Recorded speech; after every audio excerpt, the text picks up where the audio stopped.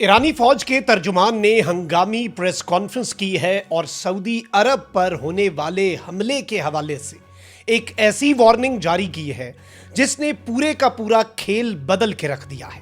पाकिस्तान के लिए भी ये एक इंतहाई अहम मरहला है और पाकिस्तान को भी इत्तला दे दी गई है, पाकिस्तान को भी आगाह कर दिया गया है। बिस्मिल्लाहिर्रहमानिर्रहीम, अस्सलाम वालेकुम। मैं हूं मखदूम शहाबुद्दीन। 20 मार्च 2026 जुमतुल मुबारक का बाबरकत दिन। ईरान की अमेरिका इसराइल से जंग जारी हो सारी है। एक तो इस जंग की कुछ 8-10 बड़ी डेवलपमेंट्स हैं पिछले चंद घंटों की जो आपके सामने रखनी है, लेकिन इससे भी ज्यादा अहम चीज जो है वो ये है कि अब ईरान ने एक वार्निंग जारी की है। ये वार्निंग सऊदी अरब पर हमले के हवाले से है और इस हमले की जो डिटेल्स ईरान ने जारी की हैं ये सऊदिया के लिए, मिडल ईस्ट के लिए और बिलखुसूस पाकिस्तान के लिए ये इंतहाई अहम है और एक इंतहाई खतरनाक खेल का आगाज होने जा रहा है। सारी डिटेल्स डिस्कस कर लेते हैं, लेकिन उससे पहले अगर अभी तक आपने इस वीडियो को लाइक नहीं किया, लाइक जरूर कर दें। आपको मालूम है कि हमारे चैनल को पाकिस्तान मुखालिफ मुतअद्दिद अकाउंट्स की तरफ से रिपोर्ट किया जाता है। रिपोर्टिंग का असर ज़ाहिर ऐसे ही होगा कि आप इस वीडियो को लाइक करें, एक के बजाय ज्यादा से ज्यादा कॉमेंट्स करें और इस वीडियो को मुख्तलिफ व्हाट्सएप ग्रुप्स जो है उनमें आपने शेयर भी करना है। पहले नाज़रीन इकराम, इस जंग की 4-5 बड़ी अपडेट्स हैं, 4-5 बड़ी डेवलपमेंट्स हैं, वो ले लें ताकि हम एक क्लियर पिक्चर समझ सकें कि इस वक्त चल क्या रहा है। ईरान की तरफ से इसराइल के ऊपर एक नई वेव जो है वो लॉन्च की गई है और ईरान ने ये जो नई वेव ऑफ अटैक्स लॉन्च की है ये इंतहाई अहम है। इस वेव के अंदर ईरान ने जिन मिसाइलों का इस्तेमाल किया है, जिन ड्रोन्स का इस्तेमाल किया है, ये इंतहाई तबाहकुन टेक्नोलॉजी है। दिन की रोशनी में ईरान की तरफ से ये हमला किया गया है और इसमें सिर्फ इसराइल नहीं बल्कि ईरान ने अमेरिका के जो बेसेस हैं मिडल ईस्ट के अंदर, मशरक़ वुस्ता में, उनको भी हिट किया है। अलबत्ता जो गैस और तेल की तनसीबात है मिडल ईस्टर्न स्टेट्स की, ईरान उन पर अब हमला नहीं कर रहा। ईरान की पारस गैस फील्ड के ऊपर हमला हुआ, ईरान ने उसका जवाब दिया। फिर ट्रंप ने बीच में कहा कि इसराइल ने यह हमला हमें बताए बगैर किया था और अब इसराइल ऐसा कोई हमला नहीं करेगा और ईरान को गारंटी दी कि भाई ये तेल और गैस वाला मजाक नहीं होगा अब आपके साथ। और आप भी, जारी बात, ऑब्वियसली ईरान रिटेलिएट करता है ना। ईरान की तेल और गैस की तनसीबात तबाह कर दी जाती हैं अभी तक, अगर ईरान के पास ये कैपेसिटी ना होती कि वो इस रीजन के अंदर दुनिया भर की तेल और गैस की तनसीबात जो है उन्हें हिट कर सके। अच्छा, अब मैं आपको ये बता दूं कि कुछ अहम तरीन चीज़ें हैं जो इस वक्त समझना बहुत ज़रूरी है। एक तो ये कि ईरान की जो टॉप लीडरशिप है उसे लगातार मारा जा रहा है, अमेरिका की तरफ से, इसराइल की तरफ से निशाना बनाया जा रहा है और अमेरिका ने ये स्टेटमेंट जारी की कि ईरान की गैस फील्ड्स पर, ऑयल फील्ड्स पर कोई हमला नहीं होगा। लेकिन साथ ही अमेरिका बहादुर ने यह भी कहा कि अब ईरान पर जो हम दूसरा मिलिट्री टारगेट्स को हम हिट करने जा रहे हैं, इस तर्ज का हमला हमने इससे पहले तारीख में नहीं किया।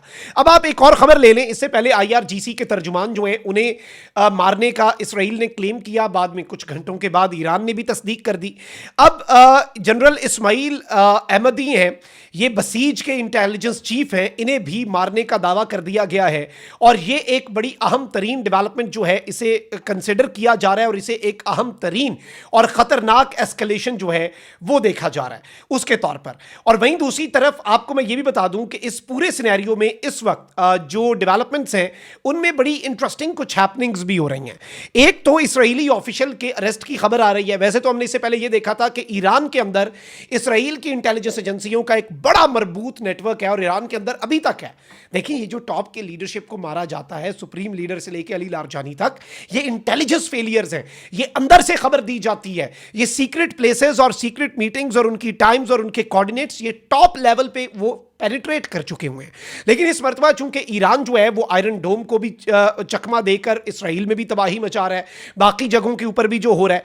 अब इसमें मैं आपको ये बता दूं कि एक इसराइली ऑफिशियल जो है उसके हवाले से ये मीडिया रिपोर्ट्स आ रही हैं अलेजिडली कि उसे अरेस्ट किया गया है कि आयरन डोम के जो सीक्रेट्स हैं वो ईरान के साथ शेयर किए गए और रीजन जो है आयरन डोम के फेलियर की वो भी यही बताई जा रही है।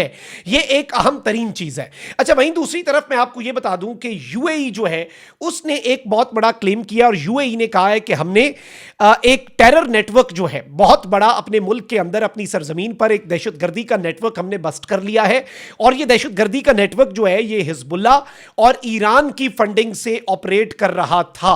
यह एक बड़ी डेवलपमेंट है। अच्छा, फिर इसमें मैं आपको यह बता दूं कि अब कुछ मजीद जो धमाके हैं वो तेहरान के अंदर सुने गए हैं आपसे कुछ देर पहले, और तेहरान के अंदर नॉन स्टॉप एक्सप्लोजन जो हैं उनकी खबरें आ रही हैं, और इसमें भी अब मजीद डिटेल्स आएंगी कि किसे हिट किया गया है, क्या हिट किया गया है। वहीं दूसरी तरफ मैं आपको यह बता दूं कि अब ईरान जो है वो एक बहुत ही डिफरेंट रुख पे आगे बढ़ रहा है। ईरान जंग बंदी की तरफ नहीं आ रहा, ईरान तमाम तर चीजों की तरफ नहीं जा रहा, और ईरान तो अब मिडिल ईस्टर्न स्टेट्स को कह रहा है कि अमेरिका के अड्डे खाली करवाओ। इस सब के अंदर दो तीन चीजें आपने समझनी है।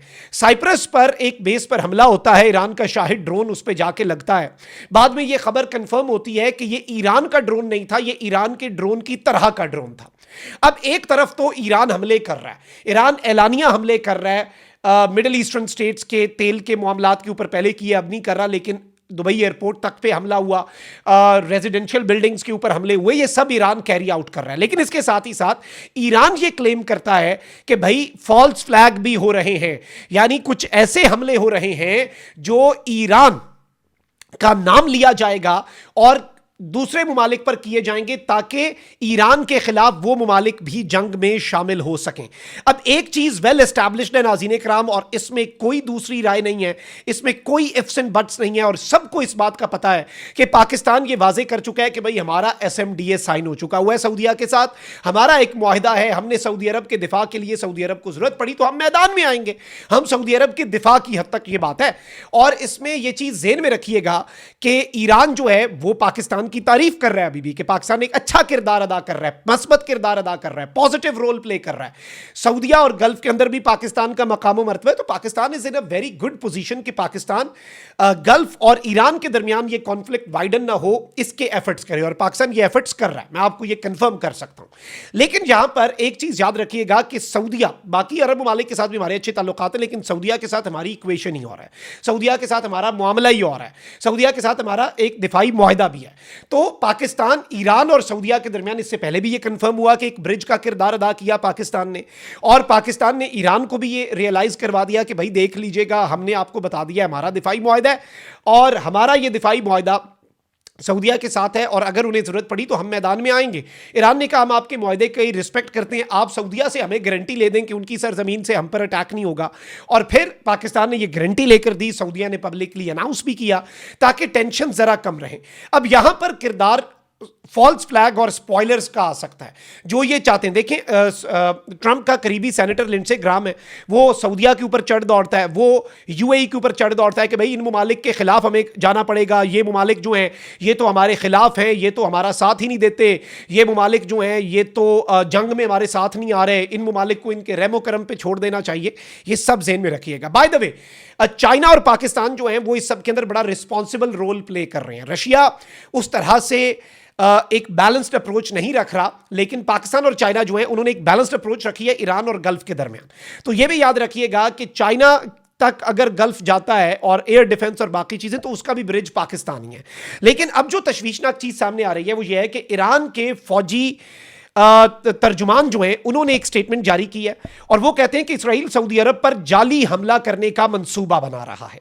और ईरान की फौजी तर्जुमान की ये स्टेटमेंट मैं आपके सामने रख देता हूं कि सहूनी रियासत जाली ऑपरेशन के तहत सऊदी अरब में अरामको की तेल की तनसीबात पर हमला करने का इरादा रखती है। अब ईरान ये कह रहा है कि इसराइल जो है वो सऊदी अरब की तेल की तनसीबात पर, सऊदी अरब की रेड लाइन पर हमला करेगा। सऊदी अरब की तेल की तनसीबात पर अगर इसराइल हमला करता है तो ब्लेम ईरान पर जाएगा। सऊदी अरब की मजबूरी बन जाएगी कि वो ईरान के साथ इस जंग के अंदर शामिल हो कि भाई आपने हमारी सरजमीन पर हमला किया, हम अपना दिफा भी करेंगे और हम रिटेलिएट भी करेंगे। और इस सब के अंदर ऑब्वियसली पाकिस्तान के साथ भी डिफेंस पैक्ट ऑटोमेटिकली एक्टिवेट हो जाएगा। तो इस सब के अंदर अब ईरान की फौज के तर्जुमान का यह पहले से खबरदार कर देना कि इसराइल एक फॉल्स फ्लैग प्लान कर रहा है, this is something very big. ये एक बहुत बड़ी डेवलपमेंट है, मेजर और मैसिव अपडेट है, और ये पूरे मंजरनामे को तब्दील कर सकती है। और इसमें पाकिस्तान को भी, ईरान को भी, सऊदीया को भी फूंक फूंक कर कदम रखने होंगे, और वो जो एक कम्युनिकेशन गैप है कम से कम वो नहीं आना चाहिए। अपना बहुत ख्याल रखें। लानिकबान, पाकिस्तान जिंदाबाद।